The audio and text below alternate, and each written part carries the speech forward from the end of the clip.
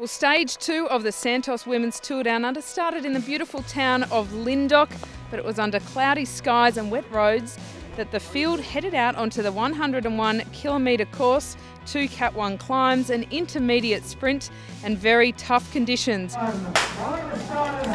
The tough conditions were always going to dictate what happened out on course. Amanda Spratt explains. From the beginning of the race, it really was, I think Mitchelton Scott, our team and UniSA that were kind of putting the pace on. From the first climb at 10 kilometres in up the Whispering Wall, the Mitchelton Scott, my team, really drove it up there. We did it again the second time up that climb, and then we started to head towards Tanunda. The wind really picked up. There are a lot of crosswinds, so we put it in the gutter there along with UniSA. Cipollini also were in there, and we really tried to break it up. We succeeded a few times to do that, but it always just seemed to come back together.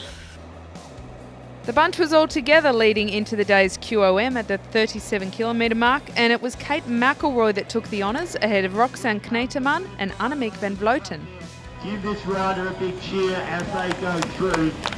Oh, look, that's a great ride there, and the peloton spread out. So there's the rider 141 taking the win. I think the QOM definitely put pressure on the bunch as a whole. It was 30 kilometres into the race, which is relatively early, but we're second day into the tour, it's early in the season, so it didn't really drop a lot of people, but it definitely put the pressure on the legs, and I think people definitely felt that later. An attack leading into the intermediate sprint at the 79-kilometre mark saw Linda Willemsen take the points ahead of Chloe Hosking and Nettie Edmondson. Yeah, so when we're heading in through Tanunda into that final 10 kilometres, we're in crosswind. UniSA particularly and my Mitchelton Scott team really put it in the gutter there. I think my team were amazing in just splitting it, and we really got that peloton down, which we wanted to do. And then we hit that right-hand turn onto the start of Mengler's Hill officially, 2 kilometres to go, and Annemiek van Vleuten, my teammate, attacked from the very bottom, and no one wants to let her go very far, world time trial champion, so people immediately responded to that, and it was pretty much after that blow for blow. I had Lucy Kennedy, my teammate there, myself and Annemiek, and we were just kept attacking and trying to make that group smaller and trying to get rid of Kat as well. Leading on to the final climb, it was the aggression of the Mitchelton Scott team that saw the breakaway go, with 7 riders eventually down to 2, Katrin Garfoot taking the victory on the line ahead of Mitchelton Scott Lucy Kennedy and teammate Amanda Spratt.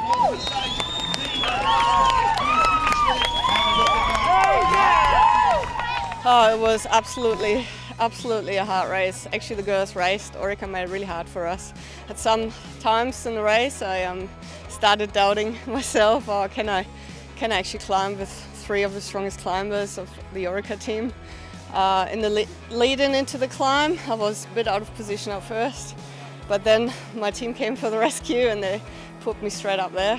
So I started the climb at the front with the 3 climbers from Orica, and they thought it a good idea to attack, go one-on-one, but the climb is just steep, and I thought if I just go my pace and do a little jump when they attack, then I might be able to nullify all their attacks, and that worked out well. In the sprint leaders competition, it was Nettie Edmondson who retained the honours, although she relinquished the overall jersey. In the hunt for the ochre jersey, it'll be Katrin Garfoot who leads into tomorrow with a slim margin ahead of Mitchelton Scott's Lucy Kennedy.